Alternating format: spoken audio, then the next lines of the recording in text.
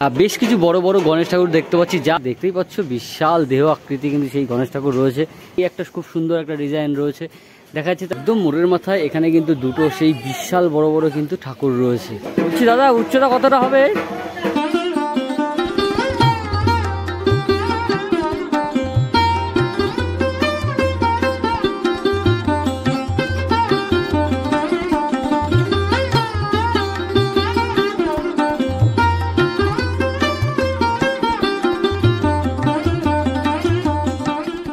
Hello guys, তোমাদেরকে নতুন আরও একটি ফ্রেশ ভিডিওতে স্বাগত জানাই।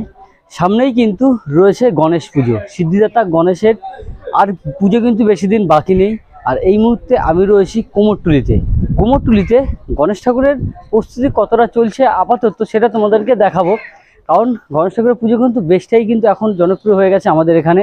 আমরা বেসিক্যালি কিন্তু দেখে থাকি মুম্বাইতে কিন্তু বিশাল লেভেলে কিন্তু অনুষ্ঠান হয়ে থাকে।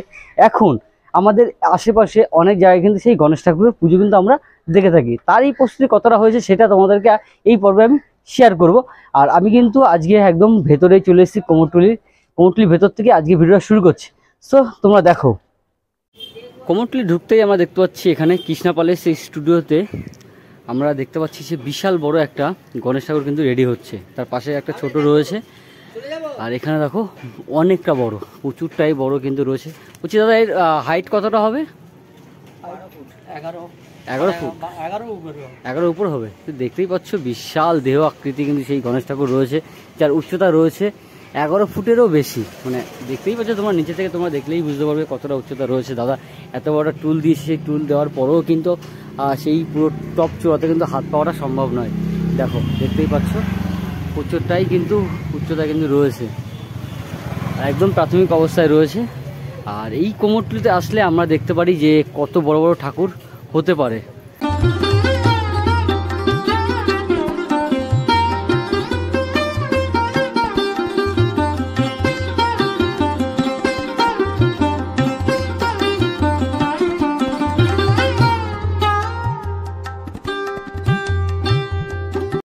একদম মোড়ের মাথায় এখানে কিন্তু দুটো সেই বিশাল বড় বড় কিন্তু ঠাকুর রয়েছে। দুটো ঠাকুর রেডি হচ্ছে, দেখতে পাচ্ছি। একটা রয়েছে, এখানে একটা রয়েছে, যা কিন্তু প্রাথমিক অবস্থায় রয়েছে। বিচুলির কাজটা কমপ্লিট করার পরে কিন্তু দাদাভাই কিন্তু মাটির কাজটা কিন্তু করছে। আর বিভৎস বড়, এটা যেটা দেখিয়েছি আগে তার থেকে কিন্তু এটা অনেকটাই বড়। এইটার অনেকটা বড়, দুটোই কিন্তু সেম ডিজাইনে রয়েছে। এটা একটু আলাদা ডিজাইন রয়েছে, এটা একটু মানে সামান্য একটু আলাদা ডিজাইন রয়েছে, বাট দেখতে কিন্তু অসাধারণ লাগছে। তার এখানেও কিন্তু ছোট্ট একটা ঠাকুর কিন্তু রয়েছে, গণেশ ঠাকুর, যেটা কিন্তু বসা অবস্থায় রয়েছে। আর এটা আমরা দেখতে পেয়েছি মানে নিচে থেকে দেখো কতটা উচ্চতা, ও প্রচুর বড় রয়েছে এই ঠাকুর দুটো।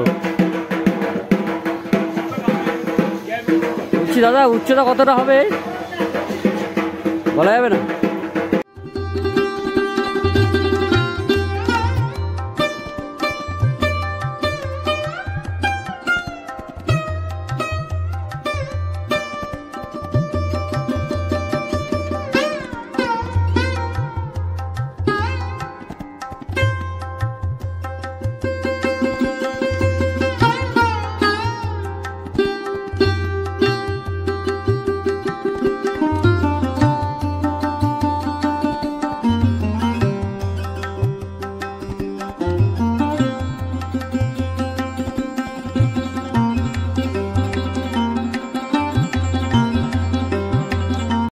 যেই গণেশ ঠাকুর আমাদেরও দেখতে পাচ্ছি, সব মিনিমাম আমার আইডিয়াতে এখানে মনে হচ্ছে যে 15 ফুটেরও কিন্তু বেশি উচ্চতা কিন্তু হাইট কিন্তু রয়েছে। দুটোই কিন্তু সেম 15 ফুটের কিন্তু বেশি উচ্চতা হবে। আর তার পাশে যে ছোটো ঠাকুর আমরা দেখতে পাচ্ছি বসা, এরও হাইট কিন্তু মিনিমাম কিন্তু 5 ফুটের কিন্তু হয়ে যাবে। আর এই দুটো ঠাকুর নাই করে হলেও 15 ফুট করে কিন্তু আছে। আর দাদা ভাইরা এখানে সেই প্রাথমিক অবস্থা হাতগুলো কিন্তু লাগাচ্ছে, উপরের হাতের কাজগুলো কিন্তু হয়ে গেছে এই ঠাকুরটার। আর এই ঠাকুরের হাতের কাজগুলো দাদা করছে। নেক্সট যে আমরা শিল্পালয়ে রয়েছি সেটা হচ্ছে চরণপাল শিল্পালয়ে রয়েছি। আর এই চরণপাল শিল্পালয়ে আমরা বেশ কিছু গণেশ ঠাকুর দেখতে পাচ্ছি, যেগুলো কিন্তু গায়ে একদম মাটির কাজ কিন্তু হয়ে গেছে, তাও কিন্তু প্রাথমিক কাজে কিন্তু রয়েছে। এখানে কিছু রয়েছে, আর এখানে আমরা রয়েছে কিছু গণেশ ঠাকুরের কাজ। এখানে বেশি বড় বড় নেই, জাস্ট ছোটো ছোটো। এখানে দেখো গণেশ ঠাকুরের বেশ কিছু ডিজাইন রয়েছে, এখানে একটা রয়েছে, এখানে একটা রয়েছে। ওখানে দাদাভাই কিন্তু সেই মাটির কাজটা করছে। দেখো খুব সুন্দর সুন্দর ঠাকুরও কিন্তু এখানে রয়েছে, দুর্গা ঠাকুর। আর এই স্টুডিওতে ঠিক জানি না নামটা কি আছে, তো তবে এই স্টুডিওতে 4খানা পরপর কিন্তু গণেশ ঠাকুর রয়েছে। সেই গণেশ ঠাকুর 4টে ডিজাইন কিন্তু আলাদা রয়েছে, বেশটাই কিন্তু দেখতে সুন্দর লাগছে। আর এই একটা ডিজাইন রয়েছে, এখানে একটা আলাদা ডিজাইন রয়েছে, এই মিডিলতে একটা আলাদা ডিজাইন রয়েছে, ওখানে একটা আলাদা ডিজাইন রয়েছে। ওই 4টে ঠাকুরে বেশ সুন্দর লাগছে দেখতে 4টেই। আর এই মুহূর্তে কিন্তু আমি রয়েছি রাজাপালের স্টুডিওতে রয়েছি। আর এখানে গণেশ ঠাকুরের বেশ কিছু ডিজাইন কিন্তু রয়েছে, সেটা তোমাদেরকে এখন আমি দেখাবো। সো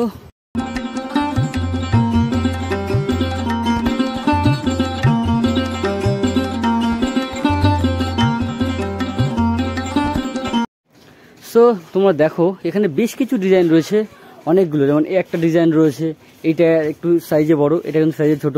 এছাড়া কিন্তু ছোট বড় কিন্তু ছোট বড় মাঝারি সব ধরনের গণেশ ঠাকুর কিন্তু এখানে রয়েছে। এই একটা খুব সুন্দর একটা ডিজাইন রয়েছে, দেখা যাচ্ছে তার উপরে কিন্তু প্রদীপ জ্বলছে, সেরকম একটা ডিজাইন রয়েছে। ওইখানটা একটা খুব সুন্দর একটা ডিজাইন রয়েছে, তার পাশে একটা সুন্দর ডিজাইন রয়েছে। বেশ এখানে বেশ কিছু যেই কটা আমরা গণেশ ঠাকুর দেখতে পাচ্ছি সব কটায় কিন্তু খুব সুন্দর ডিজাইন রয়েছে। আর সব কটায় কিন্তু মাটির কাজ কিন্তু কমপ্লিট, এরপরে কিন্তু খড়ি মাটির কাজ, তারপরে কিন্তু রঙের কাজ শুরু হয়ে যাবে।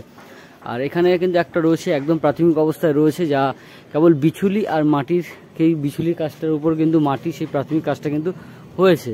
আর এর ভেতরটায় মোটামুটি মাটির কাজ কমপ্লিট হয়ে গেছে। এই রাজাপালের স্টুডিওতে দেখতে পাচ্ছি রাজাপালের স্টুডিও রয়েছে, এখানে খুব সুন্দর সুন্দর রয়েছে।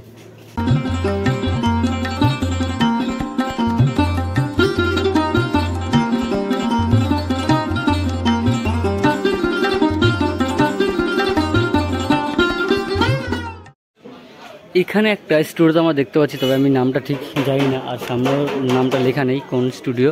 তবে এই যে ভেতরটা রয়েছে, এই ভেতর দিয়ে একদম মেন সামনের কিন্তু রোড রয়েছে, এসেই কিন্তু এই স্টুডিওটা পড়ছে। এই স্টুডিওতে আমরা বেশ কিছু বড় বড় গণেশ ঠাকুর দেখতে পাচ্ছি, যা একদম গায়ের রং কিন্তু হয়ে গেছে, শুধু মুখমণ্ডলে মুখের চোখের রংটা বাকি রয়েছে। আর বেশ আর অল্প কিছু রং বাকি রয়েছে, বাদবাকি শাড়ির যে রঙগুলো সেই রঙগুলো কিন্তু হয়ে গেছে প্রত্যেকটা ঠাকুরের। দেখতে পাচ্ছি এখানে খুব সুন্দরভাবে একটা ঠাকুরের রং করেছে, দুটো কালার দিয়েছে। এখানে দেখতে পাচ্ছি একটা কালারের মধ্যে কিন্তু ঠাকুর রয়েছে, যার যে এইটা রয়েছে এটা কিন্তু আলাদা একটা কালার দিয়েছে, ওখানে একটা আলাদা কালারের কিন্তু রয়েছে। বেশ সুন্দর লাগছে, এই ডিজাইনটা পুরো টোটালটাই কিন্তু আলাদা করেছে। উপরে রয়েছে সেখান থেকে জল পড়ছে কলসিতে করে, এই একটা সুন্দর একটা ডিজাইন রয়েছে,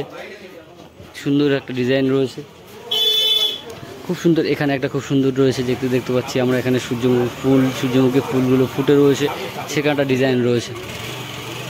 এটা বেশ সুন্দর লাগছে, প্রত্যেকটা ঠাকুরের বেশটাই বড় এবং প্রত্যেকটা ঠাকুরের আলাদা আলাদা কিন্তু কালার কিন্তু রয়েছে।